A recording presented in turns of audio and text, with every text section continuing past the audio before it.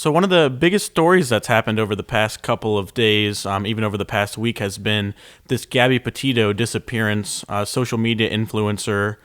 So I've got a timeline here. It's spliced together from dates that were from WABC TV and the New York Times. I just want to read kind of a timeline for those who maybe aren't familiar with the case. So on July 2nd, Petito and her fiance, whose name is Brian Laundrie, they left for a month-long trip around the country. They said that they're going to be going to national parks, going to be camping, visiting, just doing the sorts of things that you do on a cross-country road trip such as that. And so everything seemed to be going well. On August 12th, Petito posted a picture of herself on Instagram. She was at Arches National Park in Utah. That day was the first day that there seemed to be some sort of issues going on between the couple on their trip. It was reported that there was a call to the police because there was some sort of dispute that went on between Laundrie and Petito. And the police said that they were going to arrest Petito for her role in this dispute that they had.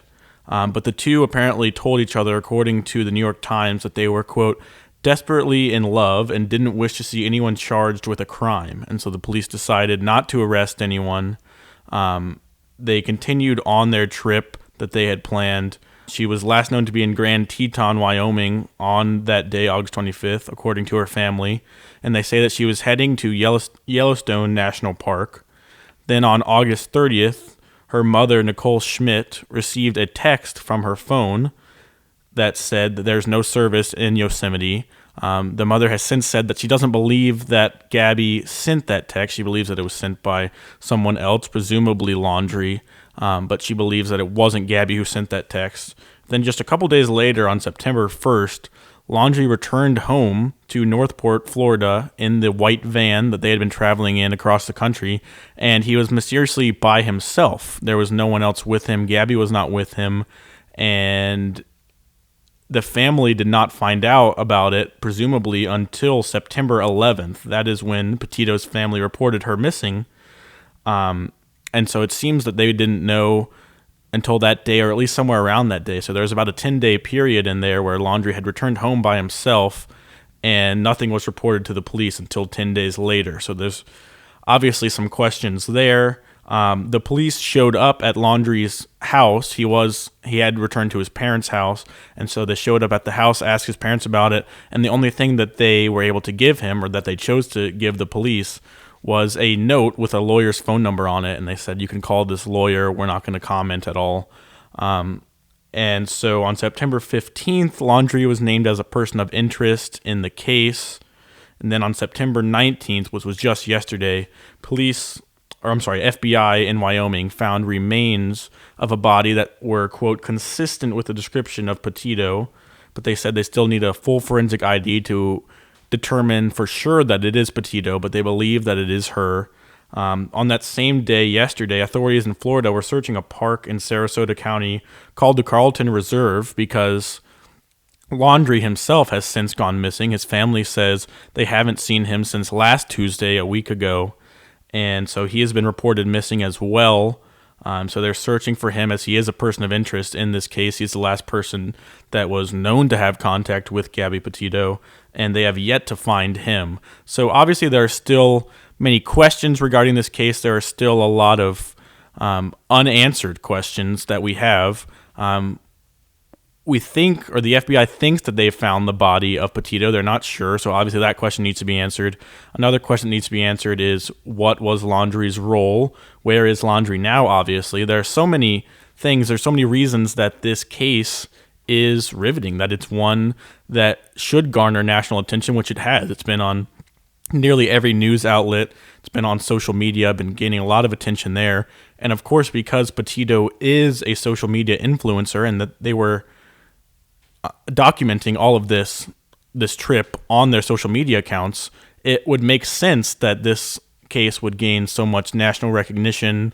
It's just kind of the way that the world has been going these days, is that, when someone is famous on social media, everything that they do becomes, must-see news for these people who watch entertainment type channels like that.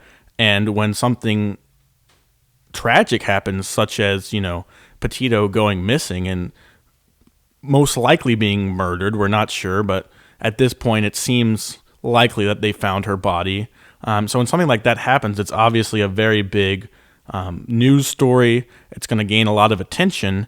And so to me, that's why this story has gained a lot of attention. But on social media, there are a lot of people, presumably on the left, who have been saying that they think that the reason this case is gaining so much attention is because Petito is an attractive white woman. And they think that that is why this case is getting attention. And if she were a black woman, that this would not be the case. So we have a tweet here from Holly S., who, from her profile picture, is herself a white woman. And she says, quote, "I am struggling with the Gabby Petito case. I am extremely sad for her and the situation. I am also sad about how much attention this case has gotten, because she is a beautiful young white woman. There are cases that happen across the country with people of color that never see the light." And honestly, if you are reading about a murder case, or a missing person case at the very least, that could be a murder, and there's this tragic story of a daughter who's missing, a family who no longer has their daughter, who is maybe not in mourning quite yet because they're not sure that she's dead, but they're very concerned, obviously, and they may be in mourning soon if it is confirmed that their daughter has died.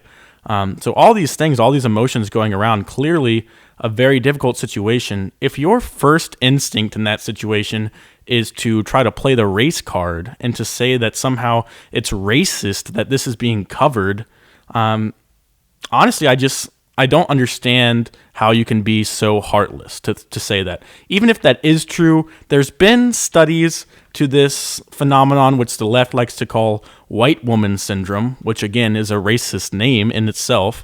But there's been studies because people are wondering if missing people cases like this, if they are disproportionately covered for white people. And honestly, I was looking at a little bit of the data, and most of these studies have been inconclusive. There's been conflicting data about whether white women are more covered when they disappear compared to other races or men even.